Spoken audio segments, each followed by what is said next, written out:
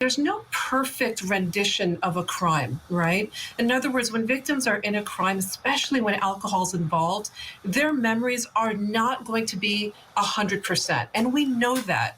And any good prosecutor is going to remind the jury that this is a crime that happened, not recently, right? There was another trial. She has to explain to the jury that the memory is not going to be perfect, but the events that she felt and believed happened. That's what the jury is going to do, Michael. They're going to go in that room and talk about even the minutest of inconsistencies. There is no perfect victim rendition because, again, our memories are fallible. However, I will say it was an incredibly effective point. When I heard the victim's rendition of the story, my first thought was, scream, the guy's sleeping and snoring. Scream, no, off, stop.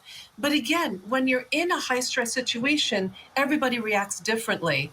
But Mr. Crosbie's testimony also shows a guy who's calm, collected, and then you think, why would he go on top of this girl knowing that his friend is right next to him sleeping?